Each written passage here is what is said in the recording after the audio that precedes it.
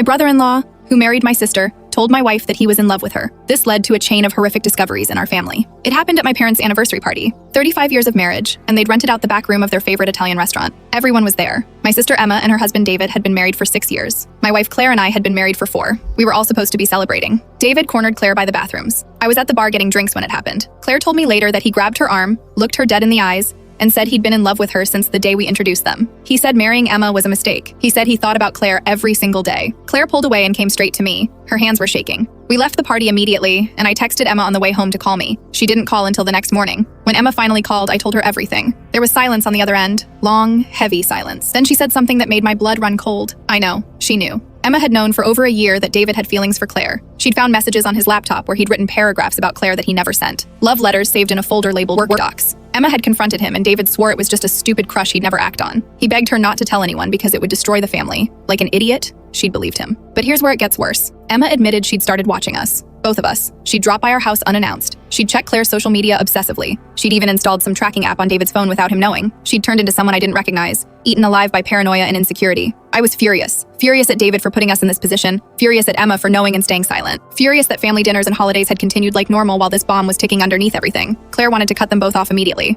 I agreed. We told my parents we needed space from Emma and David, but didn't explain why. My mom lost it. She demanded to know what was so terrible that we'd skip family events. My dad kept calling, leaving voicemails about how family works through problems. Then Emma told our parents her version of the story. She made it sound like Claire had been flirting with David for years. She said Claire wore inappropriate clothes around him. She said Claire touched his arm too much at family gatherings. She painted Claire as some kind of seductress who'd been leading her husband on. My parents believed her, or at least my mom did. She called Claire a homewrecker. She said Claire was trying to destroy Emma's marriage. My dad stayed quiet, which somehow felt worse than my mom's accusations. I lost my mind. I sent a group text with the full story. I included screenshots of Emma's confession text where she admitted David had feelings for Claire, not the other way around. I laid out the timeline. I made it crystal clear that Claire had done absolutely nothing wrong. My mom's response was that I was choosing my wife over my sister. Like that was somehow a betrayal instead of exactly what a husband should do. The family split down the middle. My dad's sister sided with us. My mom's brother sided with Emma. Cousins picked sides. A family group chat I'd been in for 5 years suddenly didn't include me anymore. 2 months later, Emma filed for divorce. Not because of what David did, but because apparently he'd also been having an actual affair with a coworker for 8 months. Emma had been so focused on his obsession with Claire that she'd missed the real cheating happening right under her nose. The divorce is messy. David's trying to get custody of their daughter, even though he's moving in with his affair partner.